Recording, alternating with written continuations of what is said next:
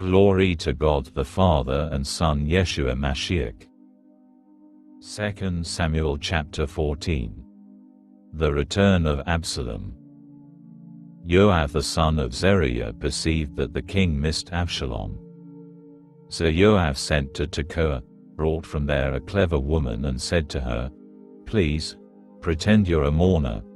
Put on mourning clothes, and don't anoint yourself with oil, but appear to be a woman who has mourned for the dead a long time. Go in to the king and speak to him in this fashion." And then Joab told her just what to say.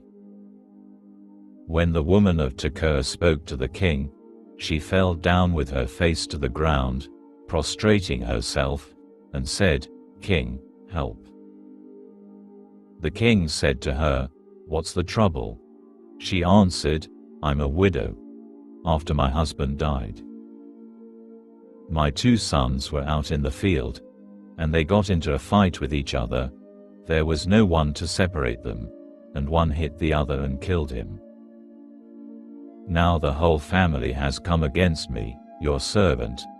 They're saying, 'Hand over the one who hit his brother, so that we can put him to death for killing his brother.'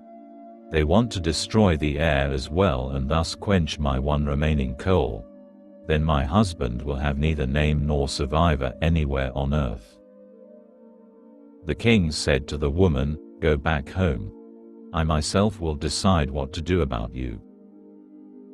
The woman of Tekoa said to the king, "My lord, king, let the guilt be on me and my father's family. The king and his throne be guiltless." The king answered, "If anyone says anything to you, bring him to me, and he won't bother you anymore." "Please," she said, "let the king swear by Adonai your God that the blood avengers won't do any more destroying, so they won't destroy my son." He said, "As Adonai lives, not one of your son's hairs will fall to the ground." Then the woman said, "Please allow your servant to say something else to my lord the king." "Go on," he replied. The woman said, "Why is it, then, that you have produced a situation exactly like this against God's people? By saying what you have said, the king has virtually incriminated himself, in that the king does not bring home again the son he banished. For we will all die someday. We'll be like water spilled on the ground that can't be gathered up again. And God makes no exception for anyone. The king should think of some way to keep the son he banished from being forever an outcast. Now the reason I came to speak about this matter to my lord, the king, is that the people were intimidating me. So your servant said, I will speak now to the king. Maybe the king will do what his servant is asking. For the king will listen and rescue his servant from the hands of those who would destroy me and my son together from our share of God's inheritance." Then your servant said, "Please let my lord the king say something that will give me relief. For my lord the king is like an angel of God in discerning good from bad, and may Adonai your God be with you." The king then answered the woman, "I'm going to ask you a question, and please don't hide anything from me." The woman said, "Let my lord the king now speak." The king asked, "Did Joab put you up to this?" The woman answered, "As you live, my lord the king, when my lord the king speaks, no one can avoid the issue by turning either right or left. Yes, it was your servant Joab who had me do this, and he put in my mouth every word you have heard your servant say. Your servant Joab did this in order to bring about some change in the situation. But my lord is wise. He has the wisdom of an angel of God when it comes to understanding anything going on in the land." The king said to Joab, "All right, I am granting this request. Go, and bring back young Absalom." Joab fell to the ground on his face, prostrating himself, and blessed the king. Joab said, "Today your servant knows that I have won your favor, my lord, king, because the king has done what your servant requested. Then Joab got up, went to Geshur and brought Absalom to Jerusalem.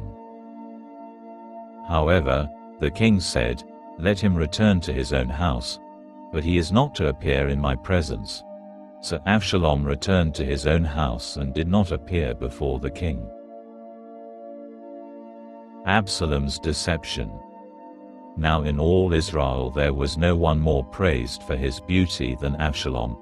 There was no defect on him from the sole of his foot to the crown of his head.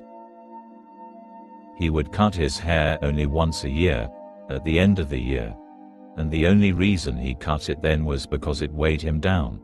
He weighed the hair from his head at 200 shekels, using the royal weight, about 5 pounds. To Absalom were born 3 sons and 1 daughter, whose name was Tamar. She was a beautiful woman. Absalom lived 2 years in Jerusalem without appearing before the king. Then Absalom summoned Joab, planning to send him to the king, but he refused to come to him. He summoned him a second time, but he still wouldn't come. So he said to his servants, "See, Joab's field is close to mine, and he has barley there. Go and set it on fire." Absalom's servants set the field on fire. Then Joab got up, went to Absalom at his house and asked him, "Why did your servants set my field on fire?" Absalom answered Joab, "Look, I sent a message to you to come here, so that I could send you to the king to ask, why did I come from Geshur? It would have been better for me if I had stayed there. So now, let me appear before the king, and if I'm guilty of anything, he can kill me." Joab went to the king and told him, and when he had called for Absalom, he went to the king and prostrated himself with his face to the ground before the king. Then the king kissed Absalom.